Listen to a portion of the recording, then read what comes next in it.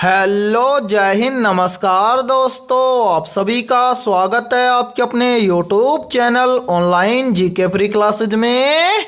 आज के इस क्लास में हम रेलवे ग्रुप डी परीक्षा 2025 के लिए 7वां मॉडल पेपर लेकर आए हैं और इस 7वें मॉडल पेपर के अंदर हम बहुत ही इंपॉर्टेंट क्वेश्चनों को कवर करेंगे। और मेरे भाई, ये सभी क्वेश्चन आपके रेलवे ग्रुप डी एग्जाम 2025 के लिए इंपॉर्टेंट रहेंगे, इसलिए 7वें मॉडल पेपर को आपको कंप्लीट देखना है और इस मॉडल पेपर के एंड में आपको बताना है कि आपके टोटल कितने क्वेश्चन है सही होते हैं। और यदि आप इस चैनल से पहली बार जुड़े हैं तो चैनल को कर लीजिए सब्सक्राइब और बेल आइकन को प्रेस करना, ताकि ऐसी शानदार क्लास का नोटिफिकेशन आपको सबसे पहले देखने को मिले। तो चलिए शुरू करते हैं आज के 7वें मॉडल पेपर को बिना देरी के। पहला प्रश्न है आप सभी के सामने, भारत में सर्वाधिक मक्का उत्पादक राज्य कौन सा है? ऑप्शन ए है बिहार, ऑप्शन बी है कर्नाटक, ऑप्शन सी है राजस्थान और ऑप्शन डी है पंजाब। तो यहाँ पर देखिए इन चारों में से करेक्ट आंसर हो जाएगा सभी का ऑप्शन है बी, यानी कि भारत में सर्वाधिक मक्का उत्पादक राज्य है कर्नाटक। तो पहले प्रश्न के अंदर करेक्ट आंसर हो जाएगा सभी का ऑप्शन है बी। तो चलिए फिर अगला प्रश्न देखते हैं। दूसरा प्रश्न है आप सभी के सामने, निम्न में से कौन सी फसल मुख्य रूप से तेल उत्पादन के लिए उगाई जाती है? ऑप्शन ए है गेहूं, ऑप्शन बी है सूरजमुखी, ऑप्शन सी है मक्का और ऑप्शन डी है चना। तो जल्दी से बताइए इन चारों में से करेक्ट आंसर है क्या होगा। आपसे पूछा गया है कि निम्न में से कौन सी फसल मुख्य रूप से तेल उत्पादन के लिए उगाई जाती है। और मेरे भाई मोस्ट इंपोर्टेंट प्रश्न है ये, चाहे तो आप इस प्रश्न का स्क्रीनशॉट भी ले सकते हैं। तो यहाँ पर देखिए इन चारों में से करेक्ट आंसर हो जाएगा सभी का ऑप्शन है बी, यानी कि इन सभी में से सूरजमुखी की फसल मुख्य रूप से तेल उत्पादन के लिए उगाई जाती है। तो दूसरे प्रश्न के अंदर करेक्ट आंसर हो जाएगा सभी का ऑप्शन है बी। तो चलिए फिर अगला प्रश्न देखते हैं।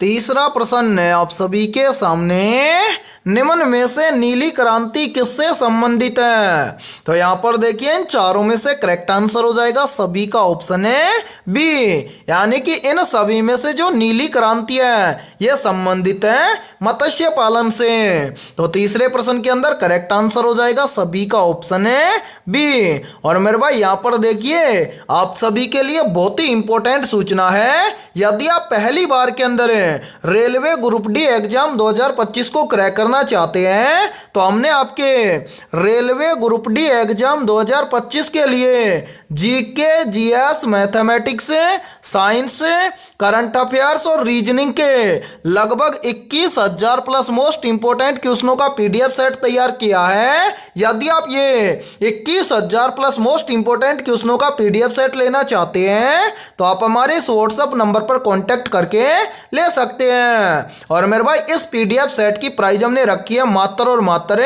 51 रुपए, यानी कि 51 रुपए की फीस के अंदर आपको ऑल सब्जेक्ट के ऊपर टॉपिक वाइज लगभग 21,000 प्लस क्वेश्चनों का पीडीएफ सेट दिया जाएगा।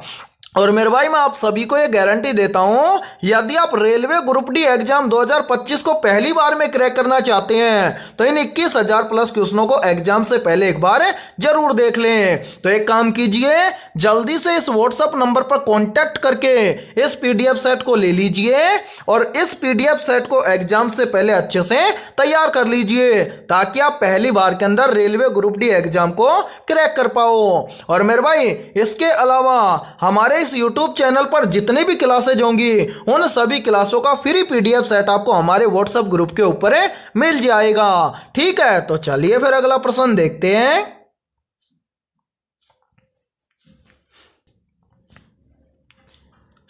चौथा प्रश्न है आप सभी के सामने, भारत में कुल कितने केंद्र शासित प्रदेश हैं? ऑप्शन ए है 7, ऑप्शन बी है 8, ऑप्शन सी है 9 और ऑप्शन डी है 10। तो मेरे भाई यहाँ पर देखिए इन चारों में से करेक्ट आंसर हो जाएगा सभी का ऑप्शन है बी, यानी कि भारत में कुल केंद्र शासित प्रदेश हैं 8। तो चौथे प्रश्न के अंदर करेक्ट आंसर हो जाएगा सभी का ऑप्शन है बी। तो चलिए फिर अगला प्रश्न देखते हैं।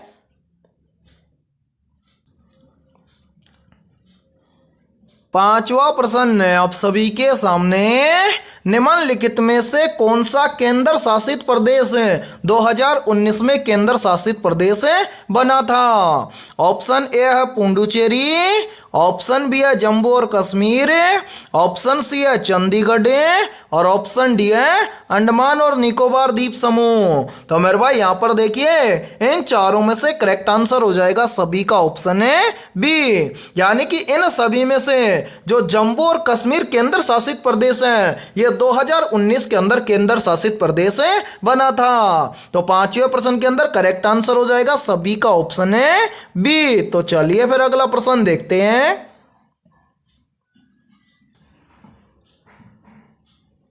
छठा प्रश्न है आप सभी के सामने, केंद्र शासित प्रदेशों के प्रशासन की देखरेख कौन करता है? ऑप्शन ए है राष्ट्रपति, ऑप्शन बी है राज्यपाल, ऑप्शन सी है मुख्यमंत्री और ऑप्शन डी है प्रधानमंत्री।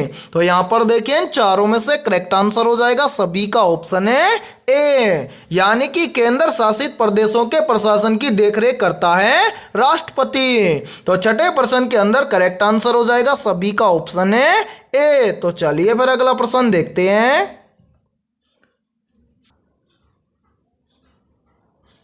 सातवां प्रश्न है आप सभी के सामने, भारत के किस केंद्र शासित प्रदेश में विधानसभा है? ऑप्शन ए है चंडीगढ़ में, ऑप्शन बी है पुडुचेरी में, ऑप्शन सी है अंडमान निकोबार में और ऑप्शन डी है लक्षद्वीप में। तो यहाँ पर देखिए इन चारों में से करेक्ट आंसर हो जाएगा सभी का ऑप्शन है बी, यानी कि भारत के पुडुचेरी केंद्र शासित प्रदेश में विधानसभा है। तो सातवें प्रश्न के अंदर करेक्ट आंसर हो जाएगा सभी का ऑप्शन है बी। तो चलिए फिर अगला प्रश्न देखते हैं। आठवां प्रश्न है आप सभी के सामने, किस संत को भक्ति आंदोलन का जनक माना जाता है? ऑप्शन ए है रामानुज को, ऑप्शन बी है कबीर को, ऑप्शन सी है गुरु नानक को और ऑप्शन डी है तुलसीदास को। तो यहाँ पर देखिए इन चारों में से करेक्ट आंसर हो जाएगा सभी का ऑप्शन है ए, यानी कि रामानुज संत को भक्ति आंदोलन का जनक माना जाता है। तो आठवें प्रश्न के अंदर करेक्ट आंसर हो जाएगा सभी का ऑप्शन है ए। तो चलिए फिर अगला प्रश्न देखते हैं। नौवां प्रश्न है आप सभी के सामने, किस संत ने निर्गुण भक्ति का प्रचार किया था? ऑप्शन ए है मीराबाई ने, ऑप्शन बी है चैतन्य महाप्रभु ने, ऑप्शन सी है कबीर ने और ऑप्शन डी है रामानंद ने। तो जल्दी से बताइए इन चारों में से करेक्ट आंसर है क्या होगा? आपसे पूछा गया है कि किस संत ने निर्गुण भक्ति का प्रचार किया था। तो यहाँ पर देखिए इन चारों में से करेक्ट आंसर हो जाएगा सभी का ऑप्शन है सी, यानी कि कबीर दास ने निर्गुण भक्ति का प्रचार किया था। तो नौवें प्रश्न के अंदर करेक्ट आंसर हो जाएगा सभी का ऑप्शन है सी। तो चलिए फिर अगला प्रश्न देखते हैं।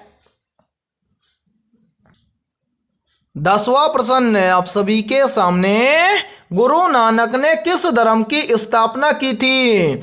ऑप्शन ए है जैन धर्म की, ऑप्शन बी है बौद्ध धर्म की, ऑप्शन सी है सिख धर्म की और ऑप्शन डी है सूफी मत की। तो यहाँ पर देखिए इन चारों में से करेक्ट आंसर हो जाएगा सभी का ऑप्शन है सी, यानी कि गुरु नानक ने सिख धर्म की स्थापना की थी। तो 10वें प्रश्न के अंदर करेक्ट आंसर हो जाएगा सभी का ऑप्शन है सी। और मेरे भाई यहाँ पर देखिए यदि ये क्लास आपको पसंद आ रही है तो जल्दी से एक बार इस क्लास को लाइक कर दीजिए और यदि आप इस चैनल से पहली बार जुड़े हैं तो चैनल को कर लीजिए सब्सक्राइब और बेल आइकन को प्रेस करना, ताकि ऐसी शानदार क्लास का नोटिफिकेशन आपको सबसे पहले देखने को मिले।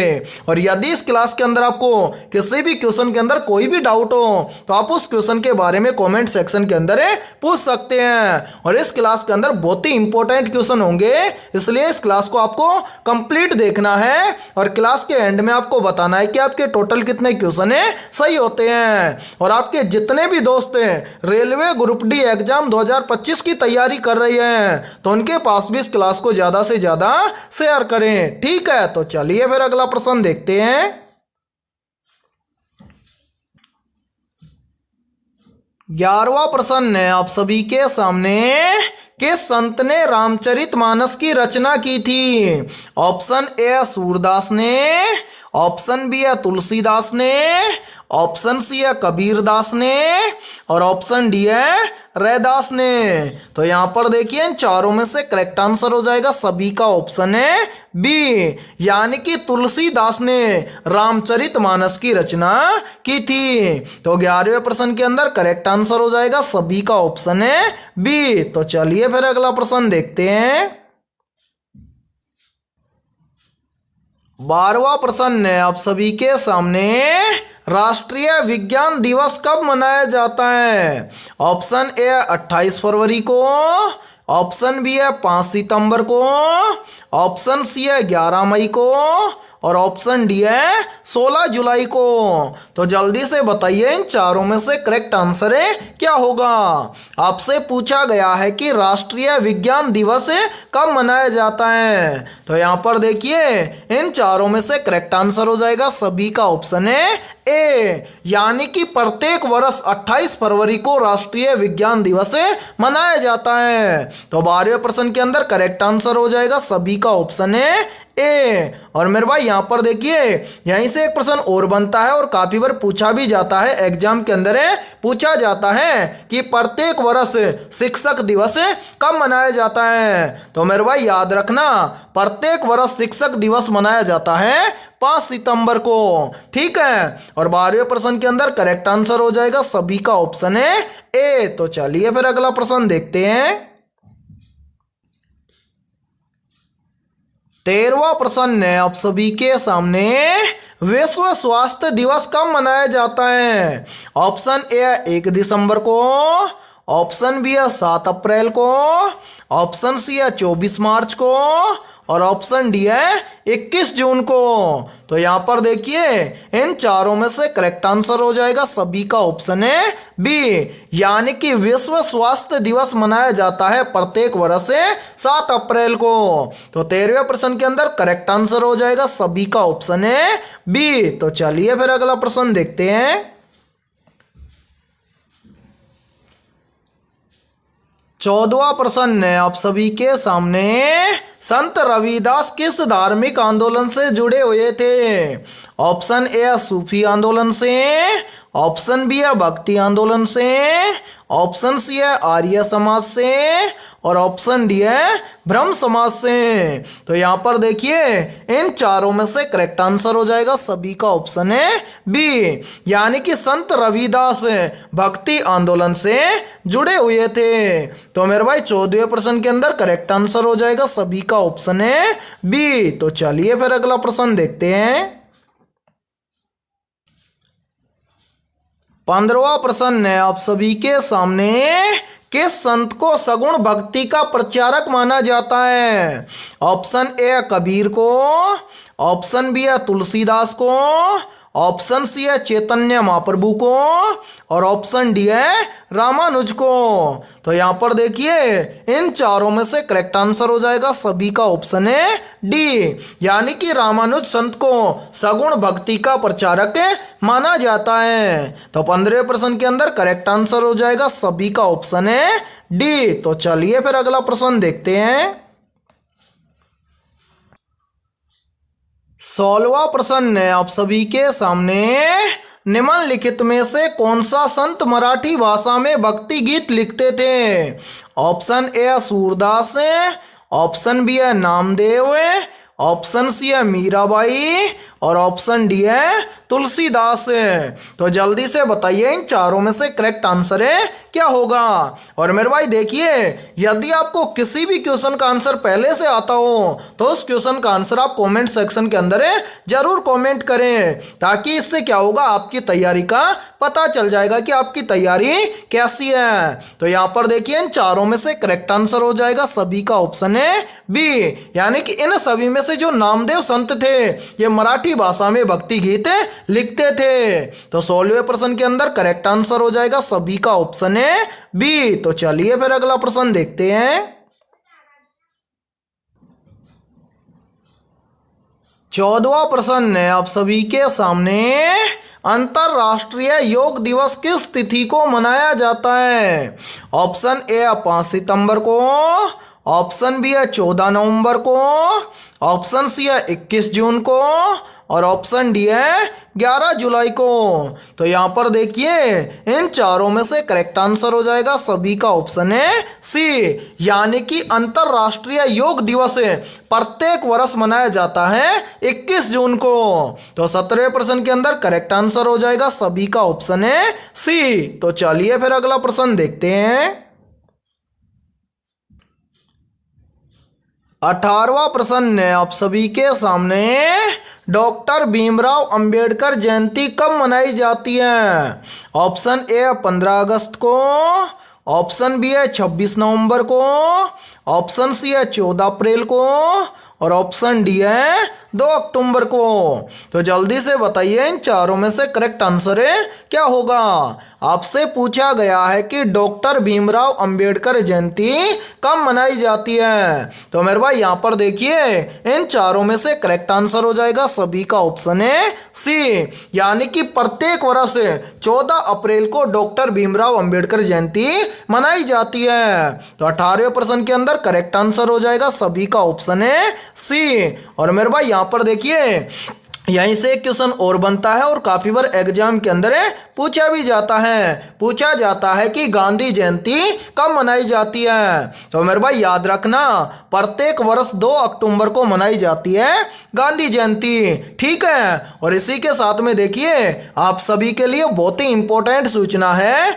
यदि आप पहली बार के अंदर रेलवे ग्रुप डी एग्जाम 2025 को क्रैक करना चाहते हैं तो हमने आपके रेलवे ग्रुप डी एग्जाम 2025 के लिए ऑल सब्जेक्ट के ऊपर टॉपिक वाइज लगभग 21,000 प्लस मोस्ट इंपोर्टेंट क्वेश्चनों का पीडीएफ सेट तैयार किया है। यदि आप ये 21,000 प्लस मोस्ट इंपोर्टेंट क्वेश्चनों का पीडीएफ सेट लेना चाहते हैं तो आप हमारे इस व्हाट्सएप नंबर पर कांटेक्ट करके ले सकते हैं। व्हाट्सएप नंबर है 7374826893। ये हमारा व्हाट्सएप नंबर है। इस व्हाट्सएप नंबर पर आप कांटेक्ट करके इस 21,000 प्लस क्वेश्चनों के पीडीएफ सेट को ले सकते हैं। और मेरे भाई इस 21,000 प्लस क्वेश्चनों के पीडीएफ सेट की प्राइस हमने रखी है मात्र और मात्र 51 रुपए, यानी कि 51 रुपए की फीस के अंदर आपको ऑल सब्जेक्ट के ऊपर topic wise 21,000 plus most important क्वेश्चनों का पीडीएफ सेट दिया जाएगा। और मेरे भाई मैं आप सभी को यह गारंटी देता हूं, यदि आप इन 21,000 क्वेश्चनों को रेलवे ग्रुप डी एग्जाम 2025 से पहले यदि आप अच्छे से तैयार कर लेते हो तो आप पहली बार के अंदर रेलवे ग्रुप डी एग्जाम 2025 को क्रैक कर जाओगे। और इसी के साथ में यदि आपको इन 21,000 प्लस क्वेश्चनों में से किसी भी क्वेश्चन के अंदर कोई भी डाउट हो तो आप उस क्वेश्चन का स्क्रीनशॉट लेके हमारे व्हाट्सएप नंबर पर शेयर कर देना, उस क्वेश्चन का सॉल्यूशन आपको मिल जाएगा, ठीक है। तो चलिए फिर अगला प्रश्न देखते हैं।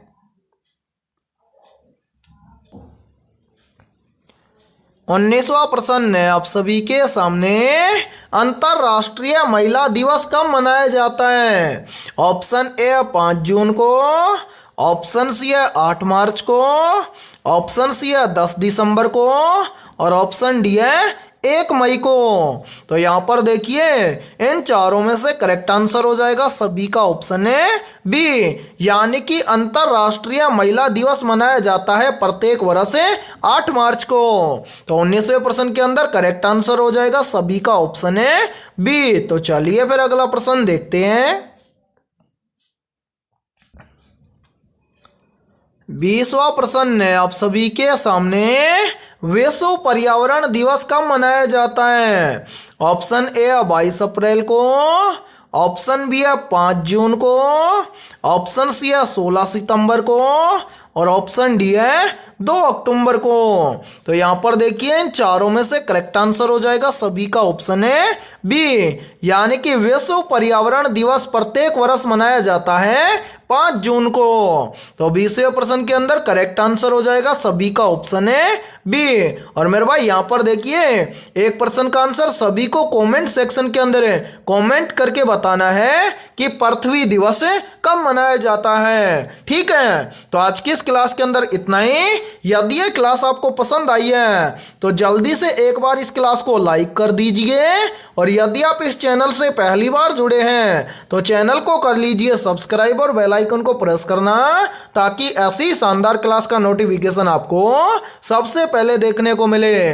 और मेरे भाई आज की इस क्लास के अंदर हमने 20 बहुत ही इंपॉर्टेंट क्वेश्चन करवाए हैं, तो इन 20 में से आपके कितने क्वेश्चन सही हुए हैं सभी को कमेंट सेक्शन के अंदर कमेंट करके बताना है। और जिन भी अभ्यर्थियों के इन 20 में से लगभग 18 प्लस क्वेश्चन सही हुए हैं तो समझना उनकी तैयारी बेहतर है। तो फिर मिलते हैं ऐसे बेहतरीन क्वेश्चनों के साथ शाम को 6 बजे।